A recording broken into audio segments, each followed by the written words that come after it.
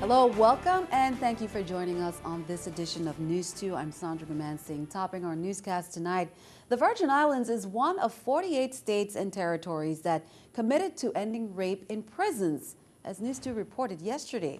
The deadline to make that commitment was earlier this month on May 15th, and local officials say they're already working to make sure they're in full compliance.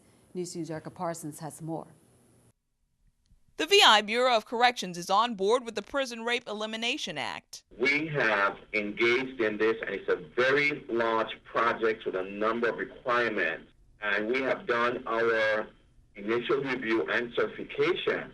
However, the component that will have to be worked on during this period is the training. It's not only the staff who are required to train, but the inmates themselves will be trained. There is a mechanism developed that they can report those incidents to administrators of the institution if they occur. There are sanctions for not reporting as well, so the territory can be held liable for not ensuring the safety of offenders of the house if those cases are filed and it's been reported and nothing is being done. Acting Director Benjamin says sexual abuse in the territory's prisons is not really an issue, though it's more widespread on the mainland. Culturally, it's taboo here in the Caribbean and the Virgin Islands. In spite of that, we are still required by law to have that implemented, and we're doing that as we speak. The PREA policy also covers sexual contact between prison guards and inmates, and officials say that's against the law anyway. In cases where that occur, it's an automatic dismissal, and it's a federal offense, so those individuals will be charged with fraternization as well.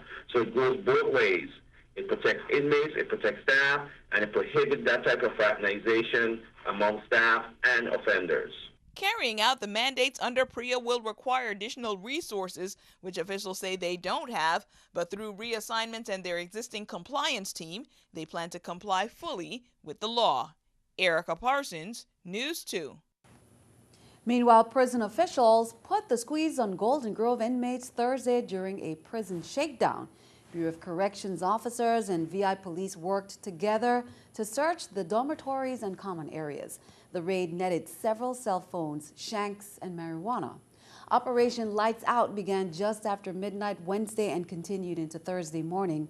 Officials say the combined operation was an effort to reduce illegal contraband at Golden Grove, especially in light of recent incidents that included an escape and 2 stabbings. BOC's acting director, Dwayne Benjamin, also said the operation is part of a series of safety and security efforts. Our young offenders got to understand they're not in the streets anymore, and the streets ends at the gate of the prison. This is what continues to happen, and if it continues to happen, then we will take all means to ensure safety of the offenders and to assure the families that they will be safe while they're housed here until the adjudication of the cases. And we will be making all the recommendations for suitable housing if they can't conform to the rules and regulations of the Virgin Islands Bureau of Corrections. In other news, Governor John DeYoung told lawmakers Thursday the fiscal year 2015 budget won't be turned in by May 31st deadline, but he did promise it would be submitted by June 16th. Last year's $40 million budget shortfall is one reason for that delay. I'm still waiting to work with the legislature to be able to address that shortfall and whatever recommendations they have. And we've met with them consistently up to about 2 weeks ago. I've met with them, and they asked me that they would come up with a plan with respect to addressing that, and to submit a fiscal year 15 budget not having addressed the shortfall of 14 was not a posture I was willing to take. The other reason is that one of the requests we had in our fiscal year 14 budget are enhancements to our financial management system. In addition to working very hard to make sure that our financial reporting is current, is making sure that the operations of our enterprise resource planning system, which everyone refers to as the ERP, making sure that we're able to do the upgrades that are necessary, which allow for dual processing of fiscal years, which allows for us to close fiscal years. And unfortunately, the legislature never funded those requests. A historic ceremony was held today to formally transfer control of the Virgin Islands Housing Authority from federal government to the government of the Virgin Islands. VI Housing Authority has been in federal receivership since 2003. At the Government House in St. Thomas, the ceremony, Governor John DeYoung was joined by officials of both the U.S. Housing and Urban Development, HUD, and the VI Housing Authority. Governor John P. DeYoung Jr. announced the long-awaited transfer of the Virgin Islands Housing Authority from federal to local government control. The control of the authority is back in the VI government's hands after more than a decade of federal receivership. HUD clearly had a plan that said, we want you to take it back as soon as possible.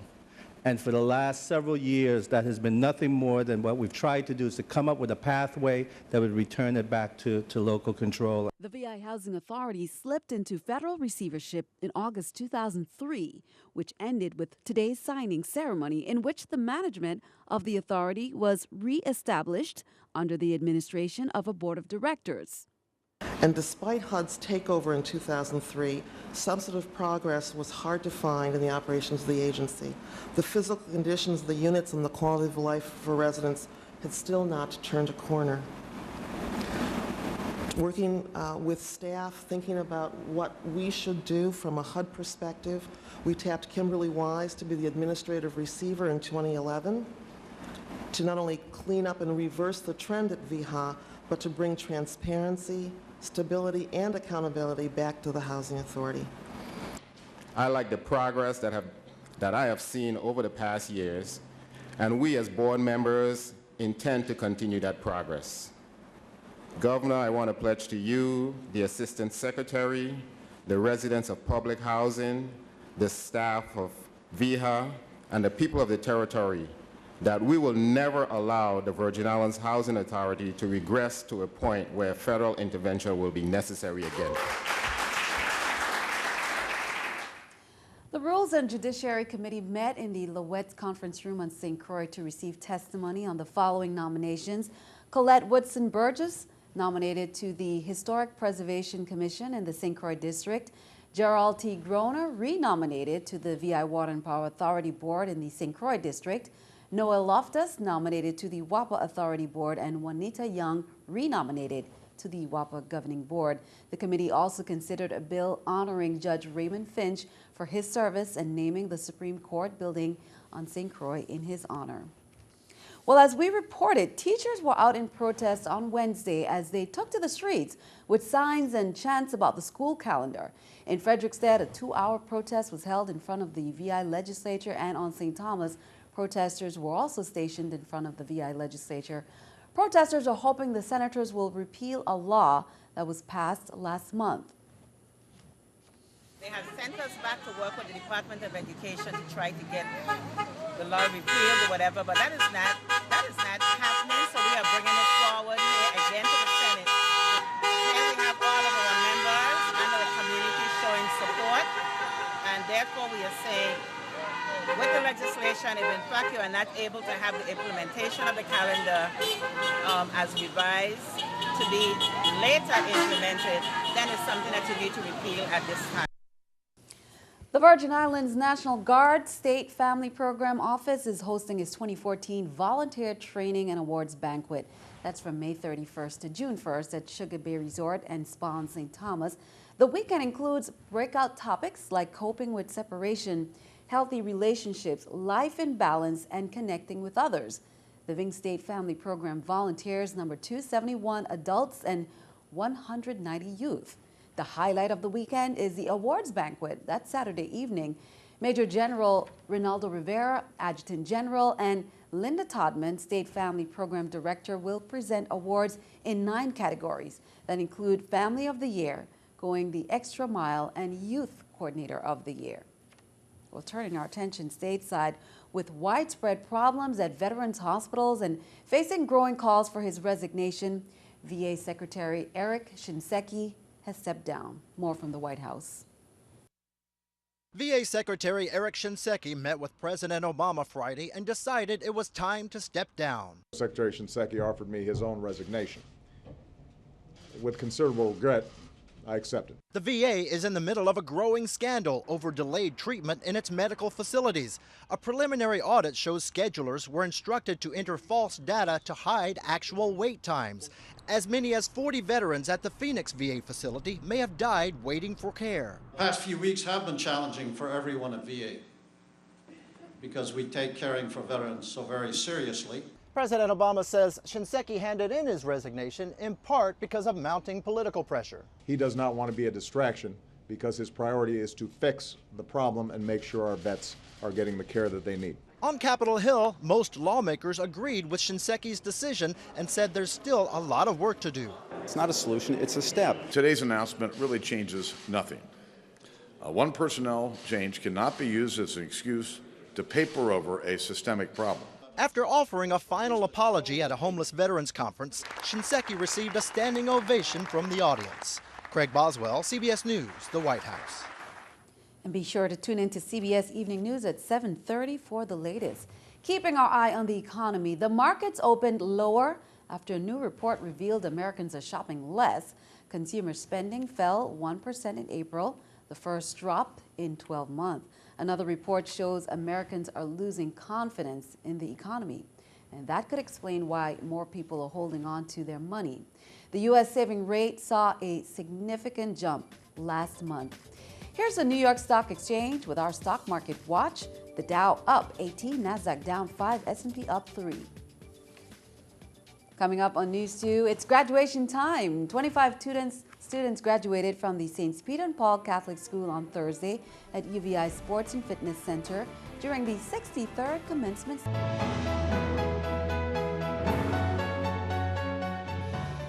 Executive Director of WAPA, Hugo Hott, says the LPG conversion projects on St. Thomas and St. Croix continue to make significant progress. He said the demolition phase of the project on both islands are complete, and they are now moving to the construction phase.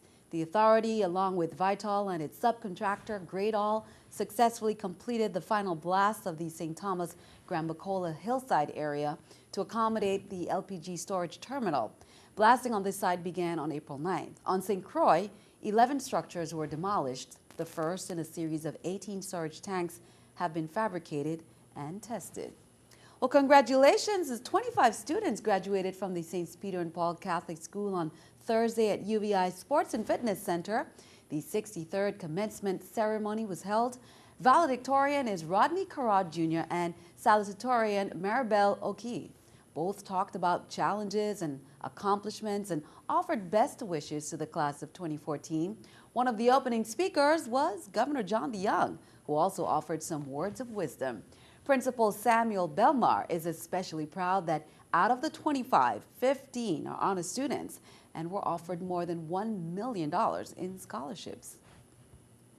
A town hall meeting that brought together all youth leaders, mentors, and advisors was held today at the Department of Education's Curriculum Centers on St. Thomas and St. Croix.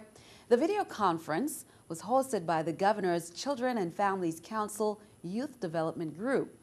The Youth Development Group was formed in 2013 under the leadership of Scott Bradley, founder and program director of My Brother's Workshop. The group aims to advise the Children and Families Council on all matters regarding the welfare of the youth from 9 through 24 years of age.